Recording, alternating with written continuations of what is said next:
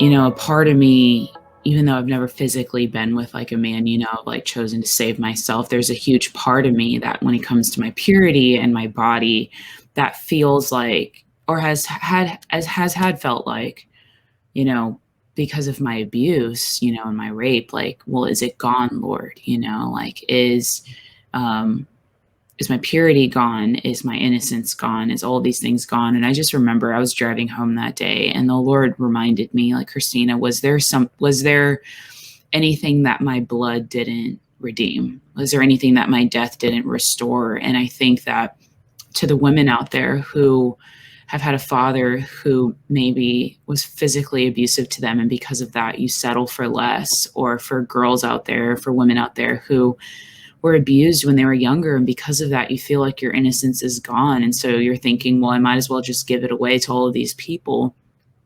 Just know that when you give your life to Christ, God has restored your innocence. God has restored your purity. God has restored what the enemy stole from you, so that you no longer have to give yourself away as though you're bankrupt. You no longer have to give your body away as though it's gone. Like, God has restored you. So now you honor your body and you wait for that man that's going to honor your body as much as God has restored it. Like, you think of your body as like a burned down building. And so you're like, well, since it's burned down, people can just come and ransack it more. No. On the cross, when you gave your life to Jesus, God has restored that broken down building, that burned down building, into a fully restored house, kind of like what they do on Extreme Makeover Home Edition. Yeah. So for you to allow your people to just come in and just use your body over and over again, and for you to give it away over and over again, like, would you just, like, when I think of Cynthia and Roger's house, they wouldn't just freely let anyone walk through the door of their house. Nova's house, she wouldn't just let anyone freely walk through the door of their house. But so many of us, because we've been abused, women just allow men or people to just come in and just freely take as though God hasn't redeemed them. And I just want to encourage you today that God has redeemed you. And for some of you, it might not be someone physically coming in, but it might just you being like, well, it's gone, so I'm just going to watch porn. What's the point? I'm just going to deal with masturbation. What's the point?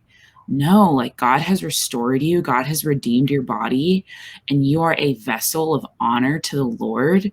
You are like a diamond in God's crown. It says in Isaiah that you are a royal diadem in the hand of the Lord. And so God wouldn't take one of the diamonds from his crown and throw it in the dirt. Like, it's in his crown and he's going to value it. And so see your body the same way, see your worth the same way. If I didn't have a revelation of God's love for me and my worth, if I were in the world and didn't know Jesus, I would have been sleeping with who knows what, you know what I'm saying? Yeah. But because of last year, even though my father abandoned me, God stepped in and was like, no, like, you are so worth being protected. You are so worth being restored. You are so worth being provided for. And I just want to encourage you ladies with that today, that you really are, that the enemy will tell you, what's the point? Just give it away. No, God has given it back. So don't give away what God's given back. So I just want to leave you with that today. And Christina, yeah, I want to say too, because as you were speaking, that is not just for single ladies, what you're talking about. Right. Yeah. The things that you practice before you're married in your mind, they don't just stop, and they can transfer over into marriage. And so, like, you have to continue, like, how you date is how you date in here, what your mind is doing transfers over. And so it's really important for women who think, well, I had rejection and then I'm single and I'm doing good, or but now I'm getting married and now it's all going to be better. And that can be a dangerous place because it getting married doesn't free you from that stuff. It just amplifies what's already there. So for us to be cognizant that marriage doesn't fix things, and God does redeem us, right? Like he's the redeemer. But I think what came up in my spirit as you were speaking is, like, married women need to understand this too, that you can have that, like, he doesn't want me thing within a marriage. Absolutely. You can. Listen, first of all, I was thinking, it very real to what you were saying, CB. He gives us beauty for ashes. Yeah. Like what has been burnt down, he replaces with beauty, Yeah. And to what you're saying, Nova, I carried all my brokenness and my luggage into my marriage. And me too. And dealing with it, you may be saved, you may be surrendered, you may be dealing with it. But when you get married, there are new levels and new devils to deal with, because of that brokenness. And one of the things that I think is really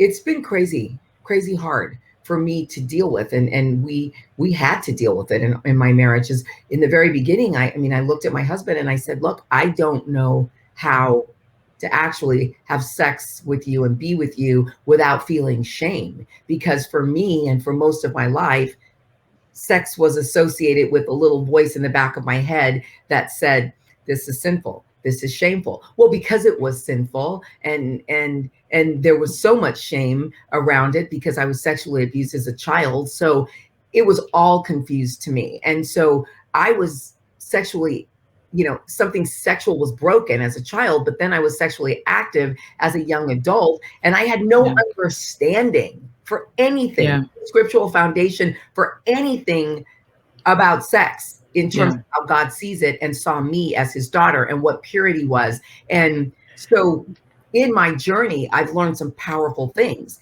Number one, you will never be as clean as the day you give your life to Christ or the day you say, clean me up. I'm putting on this new white dress. I'm done with an old way of life. Like you can start right now. You don't even have to go through a process. Just start right now, declare it and ask the Lord to help you with it because he truly does give us beauty for ashes. And I remember the day I decided I'm going to do it your way, God. I'm going to be celibate. Tried it my way for a long time as a single girl. And I had a girlfriend who looked at me one day and she said, so how's it working for you? And I said, it's not really working at all. Because in all honesty, no matter who you think you are, no matter how many guys follow you on social media, no matter how hot your body, no matter how famous you are, deep down inside that there is a shame and a guilt that comes over you or a low self-esteem when you place your worth or think that your worth is only that. Even as you're being validated on that, your looks, your body, all that, there's a place in you that's saying, you're worth more than that, baby girl. And if that place doesn't exist in you and you haven't heard that voice, let me be the one telling you right now, you're worth more than that, baby girl. Whatever spirit of rejection is making you think that you got to get your affirmation from things that really involve prostituting yourself, it's just those things are a lie. They're a lie. And what we're encouraging you to do is to stop believing the lies. Stop believing it, Purity is something you can pick up and hold on to tomorrow, tomorrow, like right now,